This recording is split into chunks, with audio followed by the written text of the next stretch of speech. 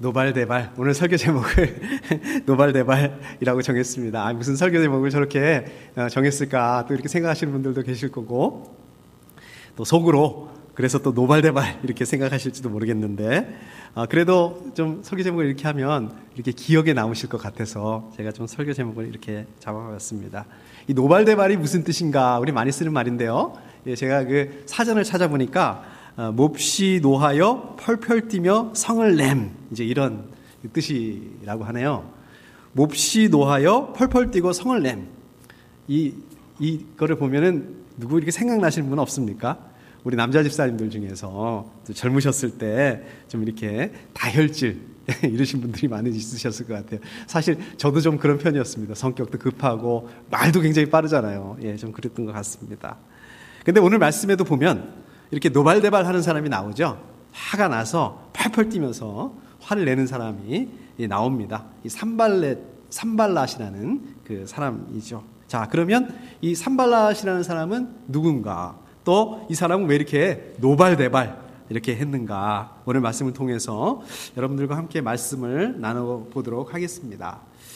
오늘 말씀은 이제 느헤미야 말씀, 제가 몇 번 가지고 말씀드린다고 그랬습니까? 우리 느헤미야를 7번 가지고 시리즈로 설교하는데, 오늘 이제 세 번째 시간입니다. 세 번째 말씀입니다. 오늘 말씀을 좀 본격적으로 나누기 전에 우리가 그 전에 나눴던 그 말씀을 잠깐 좀 리뷰를 해보면, 먼저 1장에서 느헤미야 어떤 사람이라고 그랬습니까? 원래 그 페르시아 왕의 최측근으로서 그 페르시아 왕의 시종으로 페르시아 왕궁에 있었다고 그랬죠. 그런데 어느 날 그 자기 친형제가 예루살렘을 방문하고 와서 그 예루살렘 소식을 전해주는데, 이 소식이 아주 그 슬픈 소식입니다. 예루살렘 성벽이 다 허물어지고 또 성문들이 다 불탔고, 또 거기에서 살고 있는 이스라엘 사람들은 주변에 있는 그 이방 민족들한테 업신여김을 당하면서 이게 사는 게 아니더라, 이런 소식을 듣게 됩니다. 이 소식을 듣게 됐을 때 느헤미야가 어떻게 반응했다고 그랬습니까? 그 자리에 주저앉아서 울었다고 말씀하고 있어요. 또 그걸 가지고 금식하고 하나님 앞에 나아가서 기도했다라고 말씀했습니다. 자, 이게 왜 이렇게 됐다고요? 이게 남의 일이면 그렇게 될 수 없다. 이게 뭐 그냥 나하고 관계없는 일이면 그렇게 될 수 없다. 그런데 이거를 내 일로 여겼기 때문에 지금 느헤미야가 이렇게 울면서 금식하면서 하나님 앞에 기도할 수밖에 없었다. 근데 중요한 게 있습니다. 그게 뭐냐면 이 허물어진 성벽을 회복했잖아요, 느헤미야가. 그런데 이 느헤미야가 허물어진 성벽을 회복했다는 것은 어떤 그 직접 그렇게 막 공사하고, 이제 이거보다 더 중요한 게 느헤미야가 이렇게 허물어진 성벽 소식을 들으면서 이걸 남의 얘기로 느꼈던 게 아니라 이게 바로 내 일이다. 또 이걸 가지고 그래서 내 일이다 생각하고 이걸 가지고 울고 하나님 앞에 나아가서 금식하고 기도했던 거, 여기서부터 예루살렘 성벽의 재건이 시작이 됐던 거다. 제가 이 말씀을 드렸습니다. 이렇게 말씀 나눴습니다. 그 다음에 2장을 보면 1장하고 2장하고는 텀이 얼마나 된다고 그랬습니까? 1장하고 2장이지만 그게 4개월 텀이라고 그랬죠. 4개월 동안 느헤미야가 뭘 했다고 그랬습니까? 아주 구체적으로 아주 자세하게 계획을 세우고, 또 그 기간 동안에 계획만 세운 게 아니라 하나님 앞에 나아가서 역시 기도했다. 그래서 그 페르시아 왕이 네가 바라는 게 뭐냐? 라고 물었을 때 이걸 하나님께서 주신 기회다, 이렇게 직감하고 그 페르시아 왕에게 아주 또 구체적이고 자세하게 자기의 생각과 계획, 그리고 또 필요한 거를 말할 수 있었다. 이게 어떻게 이렇게 될 수가 있었다고요? 결국 느헤미야가 하나님 앞에 기도했기 때문에 이게 가능했다, 이 말씀을 나눴습니다. 그리고 저와 여러분들이 같이 나누지 않았지만 그 2장 그 뒷부분에 보게 되면 결국은 예루살렘으로 이제 그 느헤미야가 출발하게 되죠. 떠나게 되죠. 자, 그런데 그런가 하면 이렇게 느헤미야가 예루살렘으로 온다는 그 소식을 들은 사람이 있습니다. 그 사람이 이제 산발락이죠. 산발락이 그 얘기를 듣고서 어떻게 됐다고요? 걱정을 했다라고 얘기하고 있어요. 2장 10절에 보면 몹시 근심하였다, 이렇게 말씀하고 있습니다. 자, 아무튼 이렇게 그 느헤미야 희망을 가지고 또 산발랏은 걱정을 하는 그런 가운데 느헤미야가 이제 예루살렘에 도착을 하게 됩니다. 느헤미야는 그 이스라엘 사람들에게 거기에 도착을 해서 이 예루살렘의 성벽을 재건해야 된다라고 호소하죠. 이렇게 얘기를 하죠. 자, 그러니까 이제 이스라엘 사람들이 느헤미야의 그 호소를 듣고 동의를 해요. 2장 18절에 보니까 이렇게 쓰고 있습니다. 그들은 공사를 시작하겠다고 나에게 다짐을 하고 힘을 내어 기꺼이 그 보람 있는 일을 시작하였다. 이렇게 말씀하고 있습니다. 그러니까 이스라엘 사람들이 느헤미야가 시켜서 강제로 억지로 이렇게 성벽 재건을 했던 게 아니라 그 느헤미야 호소를 듣고 이 이스라엘 사람들이 자발적으로 성벽 재건을 하겠다고 마음을 먹고 다짐을 하고 또 그렇게 시작을 하게 된 거다. 이렇게 말씀하고 있습니다. 3장에서 보면 예루살렘을 성벽을 이제 재건하겠다고 이 사람들이 마음만 먹은 게 아니라 그 마음만 먹고 끝난 게 아니라 그걸 실제로 이제 그 행동으로 옮기는 실제로 성벽 재건 공사를 시작을 하는 내용들이 나옵니다. 저희가 그 3장을 스킵을 했지만 오늘 그 4장으로 이렇게 바로 들어오게 됐지만 그 3장 내용은 어떤 내용이냐면 이제 그거를 그냥 다 같이 한꺼번에 이렇게 짓는 게 아니라 각 사람별로 가문별로 이렇게 부분을 나눠서 그 부분 이렇게 예루살렘 성벽을 재건했던 그 사건을 기록하고 있는 게 그 3장 말씀입니다. 3장에서는 그 부분에 대해서 기록을 하고 있습니다. 그리고 이제 오늘 이제 4장 말씀으로 넘어오게 된 거죠. 오늘 4장 말씀 1절, 오늘 말씀으로 들어가서 1절 말씀을 보면 제가 다시 한번 읽어보겠습니다. 우리가 성벽을 다시 쌓아 올리고 있다는 소식을 들은 산발락은 몹시 분개하며 화를 내었다. 자, 이렇게 이제 느헤미야를 중심으로 해서 이제 시작이 됐습니다. 이스라엘 사람들이 예루살렘 성벽을 재건하는 일을 시작을 했어요. 근데 이 소식을 누가 들었냐면 산발락이 들었어요. 그러니까 2장에서는 그 산발락이 몹시 걱정하였다. 이거는 뭐냐면 몹시 근심하였다. 이거는 뭐냐면 이거를 한다는데 하고서 이렇게 걱정을. 그러니까 예루살렘 성벽을 재건한다는데 이제 이 소리만 들었던 건데 이제는 직접 진짜 시작했다는 얘기를 듣게 된 거예요. 산발락이. 그러니 그 반응이 어떻게 되냐면 어떻게 반응했다고요? 막 노발대발했다. 우리말로 하면 노발대발했다. 이렇게 된 겁니다. 자, 그러면 산발락은 누구이길래 이스라엘 사람들하고 무슨 관계가 있길래 이스라엘 사람들이 예루살렘 성벽을 재건하는 게 무슨 관계가 있길래 뭐 어떻다고 해서 자기한테 무슨 관계가 있다고 해서 이렇게 노발대발하는가? 누구인가? 자료를 찾아보면 이 산발락이라는 사람은 이 사마리아의 총독이었습니다. 2장 10절에 보면 호론 사람이라고 그러죠. 이 호론이 어디냐면요, 그 에브라임, 그 북쪽 옛날에 북이스라엘 그 에브라임보다 약간 남쪽에 위치한 곳이 호론입니다. 결국 이 산발렛은 그 아시리아가 북왕국 이스라엘을 정복한 다음에 인종 혼합 정책을 쓰죠. 이렇게 막 민족을 섞어 놓잖아요. 그때 이스라엘하고 또 이방인하고 그 사이에서 난 후손일 거다. 이 자료를 찾아보면 많은 신학자들이 그렇게 얘기를 하고 있습니다. 자, 그래서 이 산발락의 반응을 보면 이렇습니다. 그러니까 이스라엘 사람들이 예루살렘 예루살렘 성벽을 재건한다는 얘기를 듣고 그 반응을 하는 걸 보면 먼저 2장 10절에 보면 몹시 근심을 했다. 그 다음에 19절에 보니까 당신들은 지금 무슨 일을 하고 있는 거요? 왕에게 반역이라도 하겠다는 거요? 이렇게. 그것이요? 이렇게. 그러니까 지금 예루살렘 성벽 하는 걸 가지고 너네들이 지금 그 페르시아 왕한테 지금 반역하겠다는 거냐? 협박을 하는 거죠. 이제 이스라엘 사람들에게 대해서. 그 다음에 이렇게 협박을 해도 안 되니까 이번에는 어떻게 합니까? 업신여깁니다. 막 비웃어요. 물론 이 산발랏이 이렇게 업신여기고 비웃는 이 장면은 이스라엘 사람들 앞에서 그렇게 하는 게 아니라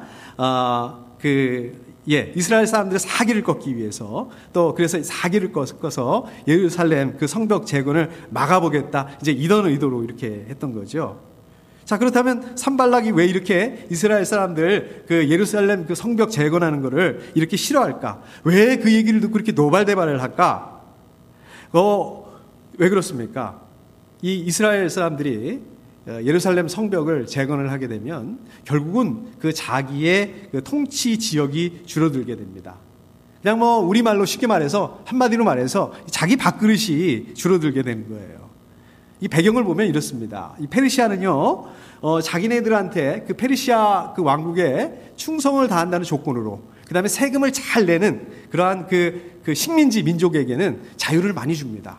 뭐 종교의 자유도 주고 그 다음에 정치적으로도 자치권을 이렇게 허용을 많이 했어요. 그래서 이렇게 총독으로 세우기도 하고 이제 이렇게 했습니다. 자, 그런데 이스라엘 사람들은 어땠습니까? 지금 기환한 지 포로에서 기환한 지 얼마 안 됐기 때문에 그 정치적인 그 자치를 누리지 못하는 아직은 그런 상태였습니다. 그러다 보니까 그 근방에 있는 그 사마리아 총독의 관할 하에 있었던 거예요.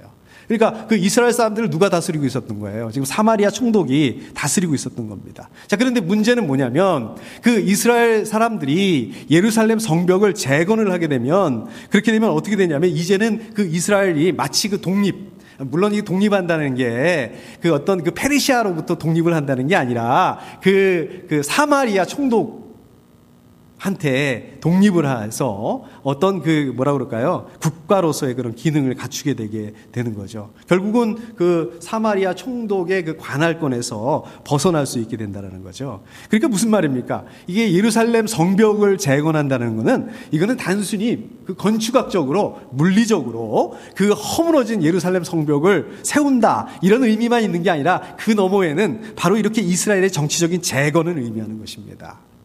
자, 그러니까 산발락 입장에서 어떻겠습니까? 할 수만 있다면 막 군대를 동원해서라도 예루살렘 그 성벽 재건하는 걸 방해하고 싶어요. 자, 근데 또 그러지도 못하는 게 그 페르시아 왕이 하필이면 페르시아 왕이 느헤미야에게 그걸 허락해 버렸잖아요. 예루살렘 성벽을 재건하는 걸 허락해 버렸잖아요. 그러니 뭐 이거는 군대를 동원할 수 있는 상황도 아니고 또 물리적으로 뭐 대놓고 방해할 수 있는 상황이 아니에요.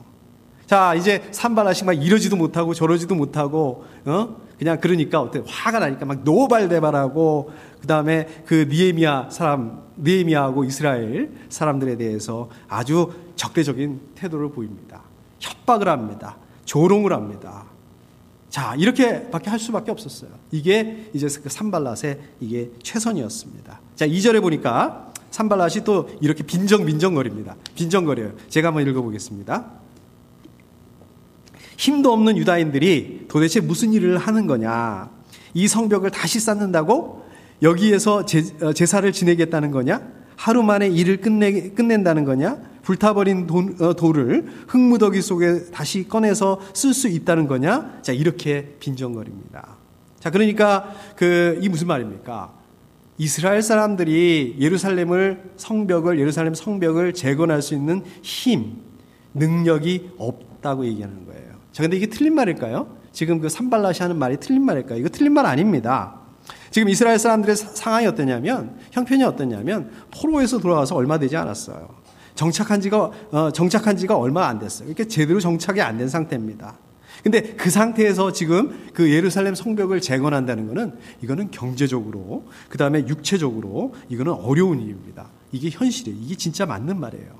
그 다음에 여기 2절에서 보면 제사라는 말이 나오는데 이게 무슨 뜻입니까? 왜 제사라는 말을 썼을까요? 이스라엘 사람들이 지금 자기 힘으로는 감당이 안 되는 일을 하겠다고 하는 거잖아요.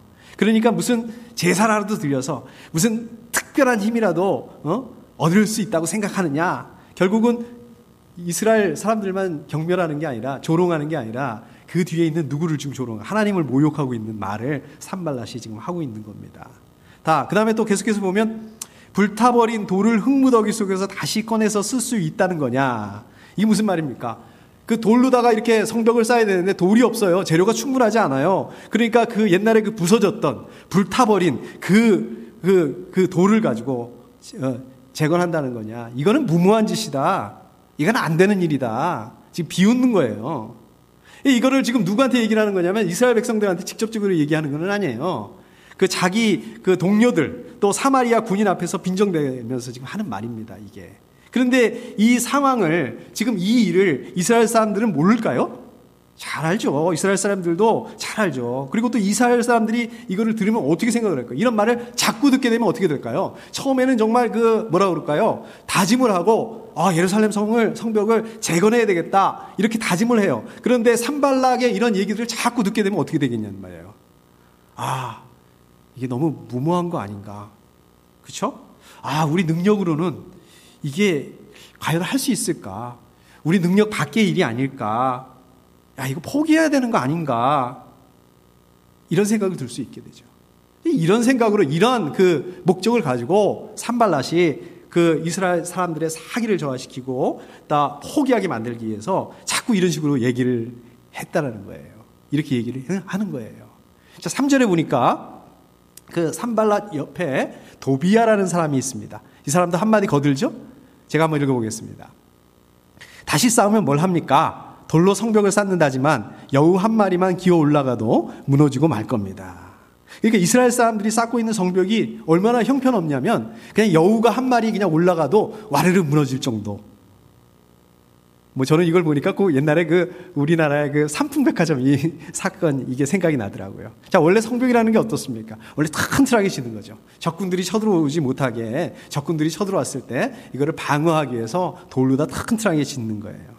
적군들이 공격을 하더라도 오랫동안 버틸 수 있게 만드는 게 이게 성벽입니다. 실제로 그 고고학자들 자료에 의하면 그 당시 그 예루살렘, 그 느헤미야가 재건한 예루살렘 성벽의 두께가 한 3m 정도 된다고 합니다.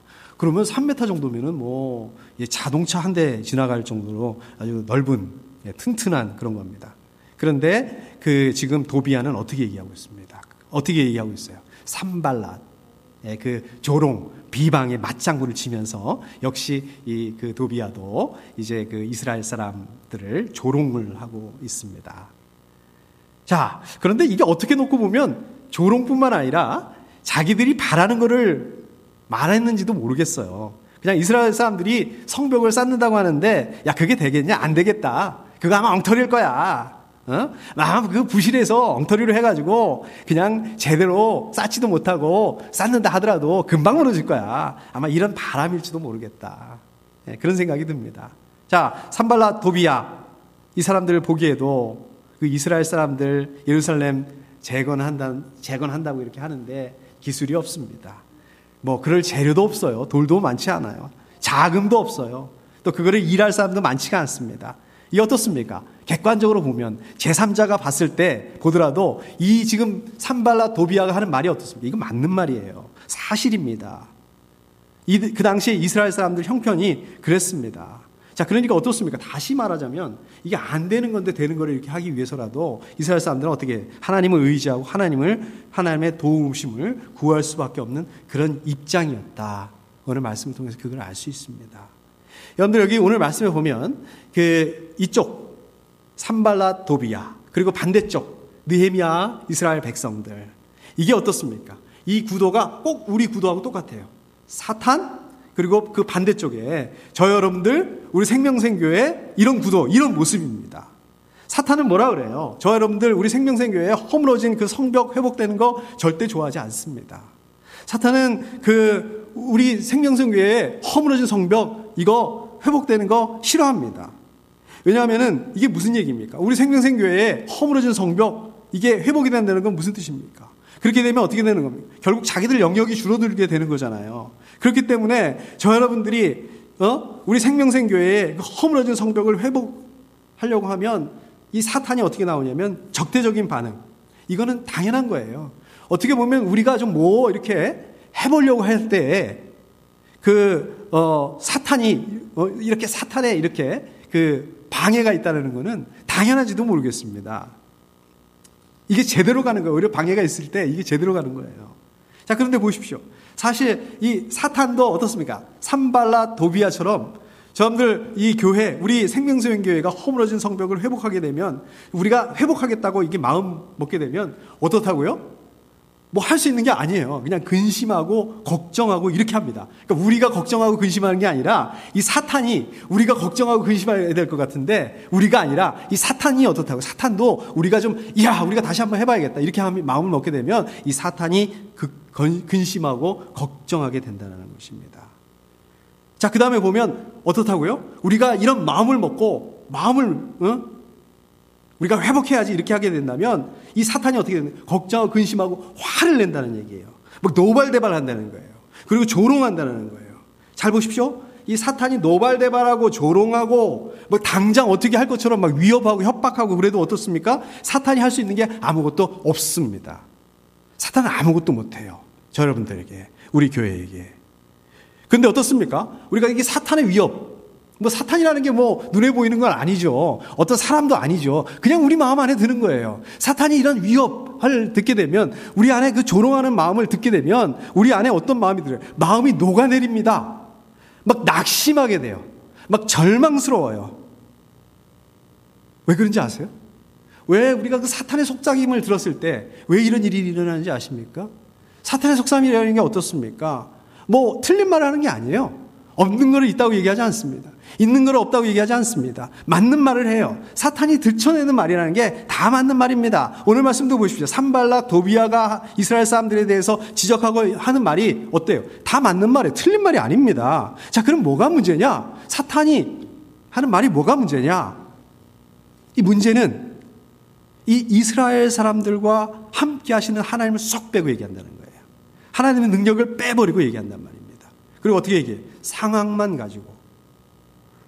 당연히 물론 이 상황이 중요합니다. 현실을 제대로 바라보고 파악하고 분석하는 거 중요합니다. 그렇게 해야 됩니다. 그런데 중요한 거는 하나님께서 이 상황을, 이 현실을 주관하신다, 이거거든요. 근데 사탄은, 그 다음에 오늘 말씀에 이 산발락, 도비아는 이거를 싹 빼버려요. 하나님의 능력을 빼버리고, 그리고 상황, 현실 가지고 얘기한단 말이에요. 근데 우리도 마찬가지로 이 상황을 바라보게 된다면, 상황만 바라보게 된다면 우리 상황 안에 매몰되어 버린다. 상황 안에 묻혀져 버린다는 얘기입니다. 자, 그래서 어떻게 됩니까? 사탄이 속삭임에 대해서 우리 마음이 녹아져 버립니다. 우리 마음이 낙심하게 됩니다. 절망하게 됩니다. 아, 우리는 안 된다. 우리 교회는 못한다. 우리 교회는 안 된다. 이런 생각을 갖게 돼요. 그런데 사탄은 늘 이런 방법으로 우리를 공격해 온다는 거예요. 늘 이런 방법을 사용한다는 거예요. 그러니까 저 여러분들, 우리 생명생교회 허물어진 성벽을 회복하기 위해서 어떻게 해야 됩니까? 우리 어떻게 해야 되겠습니까? 상황을 바라보는 것이 아니라 하나님을 바라볼 수 있어야 된다. 하나님을 바라봐야 된다. 그래요. 저 정말 상황을 바라보지 않고 하나님 바라보고 싶어요. 근데 연약해서 그런지 늘 어떻습니까? 이게 잘 안 됩니다. 내가 하나님 봐야지. 그래도 하나님만 바라보기 안 돼요. 상황을 자꾸 바라보게 돼요. 근데 상황을 바라보면 되게 어려워요. 힘들어요. 늘 상황을 바라보고 또 어떻게 되냐면 좌절해버려요. 실패해버린단 말입니다. 자, 그럼 우리가 어떻게 하면 상황을 바라보지 않고 하나님만 바라볼 수 있을까요? 어떻게 하면 그렇게 될 수 있을까요? 어떻게 하면 그렇게 할 수 있을까요? 내 힘으로 하면 안 됩니다. 내가 내 힘으로 상황을 바라보지 않고 하나님만 바라봐야지. 아무리 발버둥 쳐도 이거 어렵다는, 안 된다는 얘기예요. 그럼 어떻게 하면 우리가 상황을 안 바라보고 하나님을 바라볼 수 있을까? 어떻게 해야 될까요? 지난번에 나눴잖아요. 예배의 회복. 예배의 회복이라는 것은 이런 주일 예배처럼 이런 공예배뿐만 아니라 나와 우리 각자와 하나님과의 관계의 회복. 하나님의 관계가 회복이 되고 하나님과의 관계가 깊어지는 것. 우리가 예배가 회복이 될 때, 우리가 하나님과의 관계가 깊어지게 될 때, 하나님과의 관계가 회복이 될 때, 그때 우리 어떻습니까? 비로소 우리 눈에 상황이 보이는 게 아니라 하나님의 보이게 된다는 이 말씀입니다. 자, 그러지 않으면 우리가 우리 모습을 보면서 어떻게 돼요? 아, 우리가 이렇게 미약한데 우리가 뭘 할 수 있을까? 우리는 안 돼. 이렇게밖에 안 된다는 거죠. 이게 사탄이 주는 생각입니다. 여러분들 그 사무엘상 17장 44절에 보면 그 유명한 부분이 나오죠. 이 골리앗하고 다윗이 그런 싸우는 그런 부분이 나와요. 근데 그 사무엘상 17장 44절에 보면 골리앗이 다윗에게 이렇게 얘기를 합니다. 어서 내 앞으로 오너라. 내가 너의 살점을 공중의 새와 들짐승의 밥으로 만들어주마. 이게 골리앗이 지금 다윗에게 하는 말이에요. 이게 무슨 말입니까? 너 한 방에 날아갈 수 있어. 내가 너를 한 방에 죽여주겠어. 이 말이에요. 이거 무슨 말이에요? 이거 어떻습니까? 이거 사실이에요. 맞는 말입니다. 골리앗이 마음만 먹으면 다윗쯤이야 뭐 얼마든지 골리앗이 그런 능력을 가지고 있어요. 근데 이 골리앗에 대한 다윗의 반응을 보세요. 다윗이 이 얘기를 듣고 골리앗한테 뭐라고 얘기하는지 보십시오. 너는 칼을 차고 창을 메고 투창을 들고 나에게 나왔으나 나는 네가 모욕하는 이스라엘 군대의 하나님 곧 만군의 주님의 이름을 의지하고 너에게 나왔다. 그러니까 골리앗, 너는 지금 칼과 창과 투창 이거 가지고 의지해서 싸우려고 전쟁터에 나왔는데 너는 칼과 창과 투창을 의지하고 하나님을 의지하고 있지 않지만 하나님을 모욕하고 있지만 나는 네가 그 모욕하는 그 하나님만 의지하고 싸우러 나왔다 이렇게 얘기를 하는 거예요. 여러분들 한번 보십시오. 다윗이요 이 골리앗 말을 듣고서 골리앗 말이 맞다고 생각하지 않았을까요? 다윗은 골리앗이 전혀 무섭지 않았을까요? 다윗은 그 골리앗 앞에서 전혀 아무런 그런 느낌이나 이런 게 없었을까요? 이거 말도 안 되는 소리예요. 다윗이 로봇입니까? 다윗도 인간이라고요. 다윗도 감정이 있단 말입니다. 아니에요. 다윗도 골리앗 말이 맞다. 지금 한 방이면 지금 갈 수 있다. 자기가 다윗이 골리앗의 상대가 안 된다. 내가 절대 이길 수 없다. 상황만 보면 절대 이길 수 없다. 이거 상황만 보면은요, 이거는 싸움이 안 되는 싸움입니다. 그런데도 이렇게 얘기를 하고 있어요, 다윗이 골리앗한테. 그럼 이거 무슨 얘기? 지금 다윗이 골리앗한테 지금 허풍 떨고 있는 거예요? 아니에요. 골리앗은 볼 수 없었는데 다윗은 볼 수 있는 게 있었습니까? 그게 뭡니까? 다윗과 함께하는 하나님을 봤기 때문에 만군의 주님의 이름을 의지하고 너에게 나왔다 이렇게 말할 수 있는 것입니다. 하나님만 의지하고 나왔기 때문에 하나님께서 다윗과 함께 하셨기 때문에 다윗이 골리앗에게 이렇게 이야기할 수 있었고 다윗이 골리앗을 이길 수 있었던 거잖아요. 여러분들 마찬가지입니다. 우리가 상황을 보면 안 돼요. 이건 게임이 안 됩니다. 그러나 우리와 함께 하시는 하나님을 볼 때 우리는 감당할 수 있습니다. 그러니까 어떻게 하셔야 됩니까? 상황 때문에 위축되지 말아야 돼요. 상황 때문에 낙심하지 마셔야 됩니다. 우리 생명생교회도 마찬가지입니다. 우리 교회 상황 때문에 위축되고 낙심하고 걱정하지 말으셔야 돼요. 제가 그랬어요. 제가 우리 교회 상황을 보게 되면 아무리 상황을 안 보려고 말은 잘하네. 저희 집사람이 맨날 그러더라고요. 말은 잘하네. 근데 자꾸 보일 수밖에 없습니다. 근데요, 시선을 바꿔놓고 보니까 이게 상황에서 하나님으로부터 시선을 하나님을 의지하자. 하나님 바라보자. 하나님 약속 그 소망하자. 저 여러분들에게 약속하신 거 있으시잖아요. 하나님께서. 요즘에는 얼마나 평안한지 모르겠습니다. 상황이 바뀐 게 뭐 있습니까? 제 마음이 편안해요. 제가 보기에는 여러분들도 굉장히 평안하신 것 같아요. 고린도전서 1장 26절에 보면 이렇게 말씀하고 있습니다. 제가 한번 읽어보겠습니다. 형제자매 여러분, 여러분이 부르심을 받을 때에 그 처지가 어떠하였는지 생각해 보십시오. 육신의 기준으로 보아서 지혜 있는 사람이 많지 않고 권력 있는 사람이 많지 않고 가문이 훌륭한 사람이 많지 않았습니다. 딱 우리 교회에게 하는 말씀 아니에요? 우리 교회에 권력 있는 분이 어디 있어요? 27절 그런데 하나님께서는 지혜 있는 자들을 부끄럽게 하시려고 세상의 어리석은 것들을 택하셨으며 강한 것들을 부끄럽게 하시려고 세상의 약한 것들을 택하셨습니다. 하나님께서 어떻게 하셨다고요? 어리석고 약한 저와 여러분들과 같은 우리 교회 얼마나 많습니까? 이 지역에도 200개가 넘는 교회 중에서 작은 우리 생명생 교회를 택해 주셨다라고 말씀하시는 거예요. 사실 우리 생명생 교회도 그렇지 않습니까? 우리 힘으로 뭘 할 수 있겠습니까? 작은 교회예요. 연약한 교회입니다. 인정할 수밖에 없어요. 인정해야죠. 인정할 거 인정해야죠. 그런데 바로 이것 때문에 우리는 연약하다는 이것 때문에 우리는 하나님을 의지할 수밖에 없게 되는 것입니다. 우리는 연약하기 때문에 작기 때문에 하나님의 도우심을 구할 수밖에 없게 되는 거예요. 하나님의 공급하심을 구할 수밖에 없게 되는 거예요. 하나님의 공급하심으로 우리 사명을 감당할 수밖에 없게 되는 거예요. 하나님을 의지할 수밖에 없게 되는 거예요.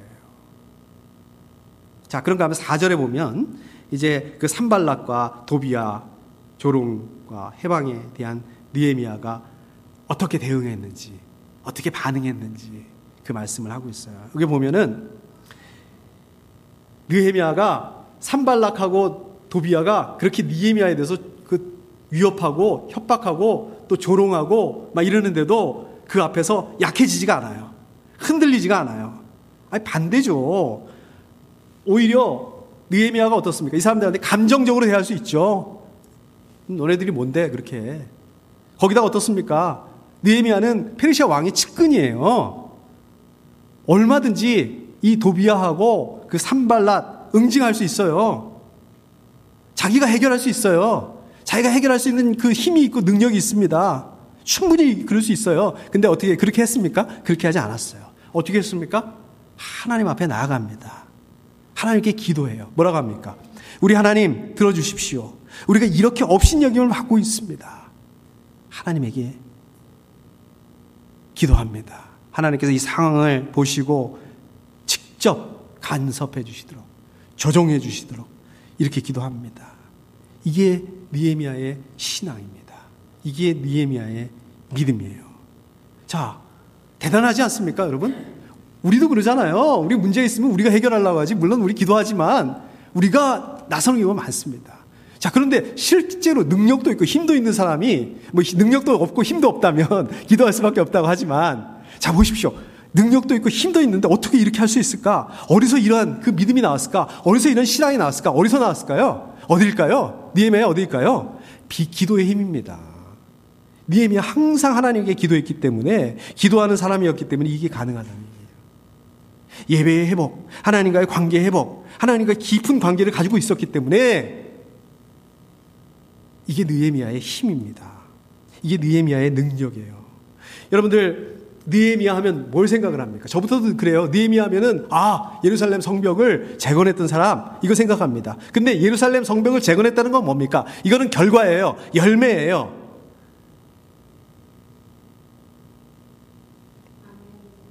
그런데 그 결과의 원인이 있을 거 아닙니까? 그 열매, 씨앗이 있을 거 아닙니까?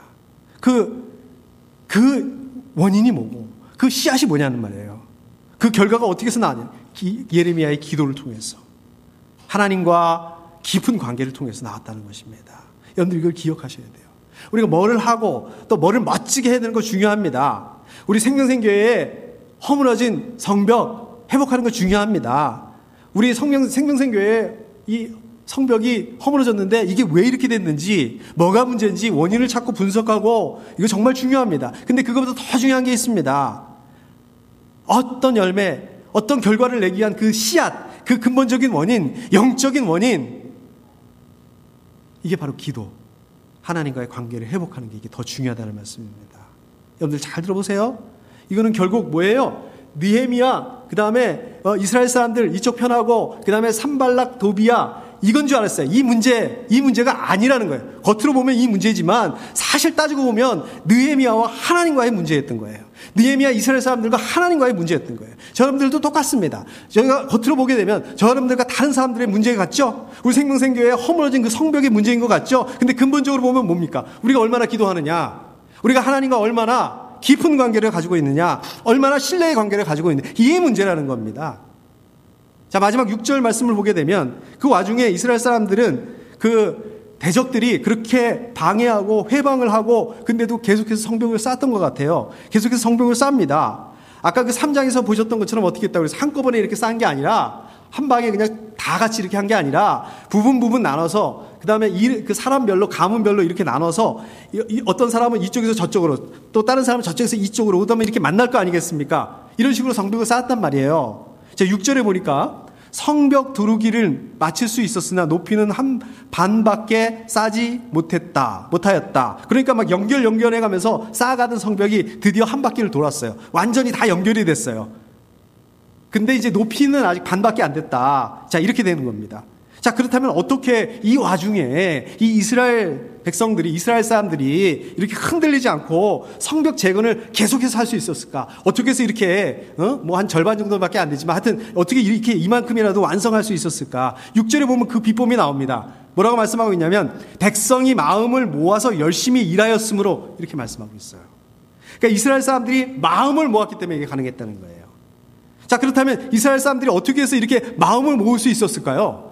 왜 이 사람들이 이렇게 마음을 모을 수 있었을까요? 이스라엘 사람들이 그냥 누가 시켜가지고 억지로 한 게 아니에요. 막 느헤미야가 강제로 그 페르시아 왕의 힘을 입어서 억지로 시켰던 게 아닙니다. 오히려 호소했어요. 이거 해야 된다. 예루살렘 성벽 재건해야 된다. 이 호소 때문에, 이 호소를 듣고 이스라엘 사람들이 어떻게 했다고요? 자원해서 결심했기 때문에, 자발적으로 했기 때문에 예루살렘 성벽을 재건할 수 있을 수 있었다는 겁니다. 근데 만약에 그렇게 하지 않고 이스라엘 사람들이 누가 시켜가지고 강제로 어떻게 했다. 만약에 의무감으로, 종교적인 그 의무감 때문에 이렇게 했다. 그렇게 했는데 막 대적들이 지금 방해해요. 대적들이 회방해요. 자, 그러면 어떻게 생각할까요? 아, 지금 때가 아니구나. 아직 할 때가 아니구나. 성벽 재건을 할 때가 아니구나. 아마 중단됐을 겁니다. 근데 지금 이스라엘 사람들이 강제로 억지로 한 게 아니라 자발적으로 했기 때문에 대적들의 방해가 있고 회방이 있고 그랬음에도 불구하고 이 성벽 재건을 계속해서 할 수 있었다고 말씀하고 있는 것입니다. 오늘 제가 이 말씀을 준비하고 있는데 우리 여러분들, 우리 생명생 가지고 한 분 한 분들이 생각이 나는 거예요. 우리 권사님으로부터 시작해가지고 우리 정 집사님 부부, 우리 또 한 집사님, 또 우리 또 김홍기 집사님 부부, 우리 또 최 집사님, 우리 선교사님 부부, 또 임 목사님 가족, 우리 김홍기 목사님 가족, 또 우리 전사님 가족, 또 우리 미국 목사님, 또 사모님 미국 교회, 또 미국 교회 집사님들, 제가 혹시 빠진 분들이 있나요? 모든 분들이 생각이 나더라고요. 작년 말에 어땠습니까? 우리 생명생교회 굉장히 어려운 시간 보냈습니다. 막 교회에 나쁜 소문까지 이렇게 돌아다니고 막 힘들어할 때 그때 어땠습니까? 막 우리 그 권사님을 포함해가지고 우리 모든 여러분들이 막 자발적으로 한 마음이 돼서 이거 지켜내신 거잖아요. 우리 교회. 산발락 도비아는 눈에 보이기라도 하죠. 이 눈에 보이지 않는 산발락 도비아 방해 해방 불구하고 저 여러분들이 그 시간을 이겨내고 우리가 지나갈 수 있었던 것은 물론 하나님의 인도하심 때문에 하나님의 은혜 때문에 그렇습니다. 그러나 또 하나 우리가 간과할 수 없는 것은 저와 여러분들이 한 마음으로 마음을 모았기 때문에 이게 가능했다. 저는 여러분들이 자랑스럽습니다. 말씀을 준비하는데 마치 우리 이스라엘, 이 당시에 이스라엘 사람들과 같구나. 우리 생명생가족들이 이런 생각들이 들더라고요. 제가 아까 우리 교회 소식에서도 나눴던 것처럼 또 우리 지난 주 중에 카톡방에 나눴던 것처럼 우리 교회에 작지만 좀 기쁜 일이 있었습니다. 지역 우리 한인 라디오에서 우리 생명생 교회를 좀 소개하겠다고 그렇게 인터뷰 요청이 왔습니다. 사실은 저와 여러분들 우리 다 같이 가서 이렇게 인터뷰를 했어야 되는 건데 부득이하게 제가 이제 그 영광스러운 일이죠. 제가 대표로 이제 그 목요일 날 오전에 인터뷰 녹음을 하고 왔습니다. 제가 정말 준비를 많이 했어요. 며칠 동안 기도도 하고 하나님 뭘 어떻게 소개를 할까요? 많이 준비를 했습니다. 그리고 또 우리 교회에 대해서, 우리 생명생 교회에 대해서 또 여러분 한 분 한 분들 우리 생명생 가족들 자랑을 많이 하고 왔습니다. 토요일 날 이게 본방송이 나온다고 그래서 지난 토요일 나오는 줄 알고 열심히 들었더니 안 나오고 다른 분이 나오더라고요. 아마 다음 주 그러니까 다음 주가 아니죠. 돌아오는 이번 주에 토요일 날 아마 나오는 것 같아요. 토요일 날 아침 9시라고 하니까 한번 들어보십시오. 혹시 편집되고 제가 너무 많이 말을 해가지고 너무 오랜 시간 얘기를 해가지고 편집되고 좀 이렇게 끊어오고 이렇게 했을지는 모르겠습니다. 자, 그리고 또 그날, 그 목요일 날, 같은 날 오후에 또 역시 이 지역 그 신문사에서 또 기자님이 저희 교회에 찾아왔어요. 우리 교회 좀 소개하겠다고, 신문에다가 좀 이렇게 내겠다고. 그래서 인터뷰를 또 했습니다. 심층 인터뷰를 했는데 인터뷰만 한 게 아니라 같이 이렇게 교제하고 얘기 나누고 1시간 넘게 이렇게 얘기를 했던 것 같아요. 말씀을 나눴던 것 같아요. 이 기사도 7월 중순에 또 이렇게 나온다고 이렇게 얘기를 하더라고요. 물론 그럴 수 있습니다. 그렇다고 해서 대세에 영향 주나? 아니 그 인터뷰 한번 나왔다고 해서 신문 기사 한번 나왔다고 해서 라디오 방송 한번 나왔다고 해서 바뀌는 게 있겠어? 근데 생각을 좀 바꿔보시자고요. 우리 지난주일 나눴던 것처럼 기도하는 것도 중요하지만 어떻다고 그랬습니까? 기도하고 난 다음에 기다리는 거, 하나님의 응답을 기다리는 거, 이거 정말 중요하다고 그랬지 않습니까? 여러분들 우리 교회를 위해서 기도하고 계시죠? 저도 나눴죠? 말씀 나눴지 않습니까? 우리 40일 기도, 이렇게 우리 사모님이 만들어준 거, 이거 팔찌 차고 기도했는데 응답 안 됐다고 그랬잖아요. 응답 기다리고 있다고 그랬지 않습니까? 기다리는 거 중요합니다. 우리 기도하잖아요. 교회를 위해서 기도하잖아요. 당장은 어떻게 될지 모르겠습니다. 당장은 아무 내 눈에 바뀌는 게 없는 것처럼 보일 수도 있습니다. 저는 그래요. 이런 게 그래도 이렇게 방송에서 우리 교회에 누가 관심 가져줄 수 있겠습니까? 조그만 교회.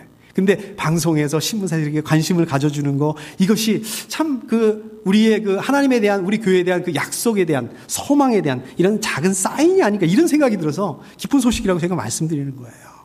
자, 그렇기 때문에 뭐가 된다, 안 된다, 이거를 떠나서 어떻습니까? 우리 역할은 어떻게 될까? 우리가 기도했으면 우리 역할은 어떻습니까? 우리 자리를 지키고 우리가 기도하기를 멈추지 않아야 됩니다.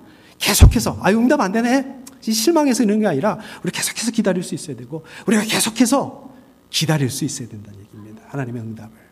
베드로전서 5장 2절 말씀해 보니까 억지로 할 것이 아니라 하나님의 뜻을 따라 자진하여 하고 더러운 이익을 탐하여 할 것이 아니라 기쁜 마음으로 하십시오. 이렇게 말씀하고 있습니다.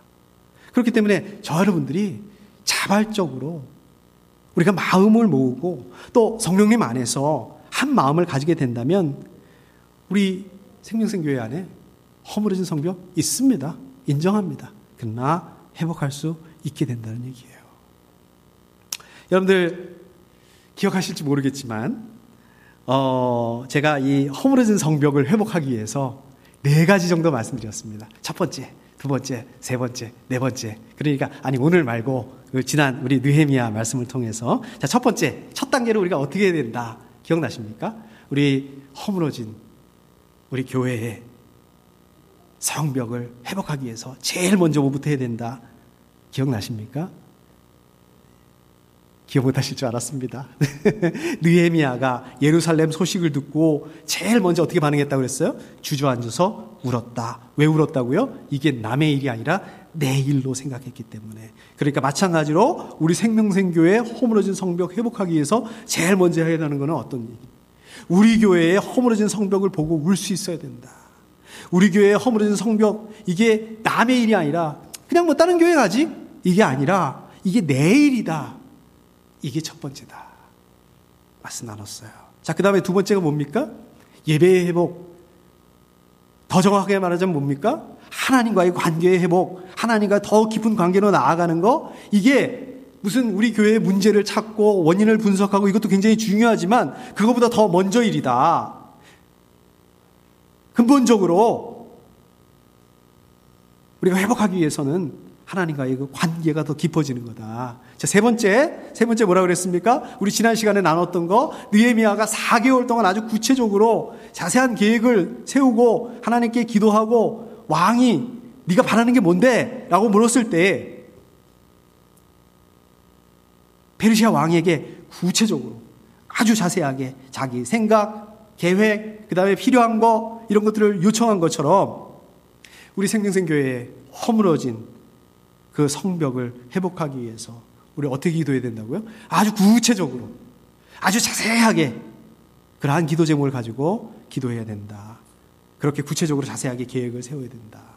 네 번째로 오늘 말씀에서 나눴던 것처럼 느헤미야 이스라엘 백성들이 자발적으로 마음을 모으고 또 한 마음이 돼서 이 대적들의 방해와 해방을 이겨내고 예루살렘 성벽을 계속해서 재건했던 것처럼 우리 생명생교회 허물어진 성벽 회복하기 위해서 어떻습니까? 사탄이 방해해요. 회방합니다. 너네 교회, 우리 교회는 안 돼. 우리는 못해. 우리는 절대로 할 수 없어. 이거를 이겨내. 어떻게 이겨낼 수 있다고요? 상황을 보는 게 아니라 우리와 함께 하시는 하나님 바라보고 하나님 의지하고 성령님의 인도하심 안에서 마음을 모으고 우리가 하나가 될 때 가능하다. 회복할 수 있다. 여러분들 바로 이겁니다. 상황을 바라보지 말으셔야 돼요. 여러분들과 함께 하시는 하나님 바라보시는 거. 하나님 의지하는 거. 이번 한 주간도 성령님의 인도하심 안에서 또 성령님의 인도하심에 민감하게 반응하셨으면 좋겠습니다. 하나님께서 여러분들에게 맡겨주신 그 귀한 한 주간 잘 감당해내실 수 있기를 축복합니다. 함께 기도하겠습니다.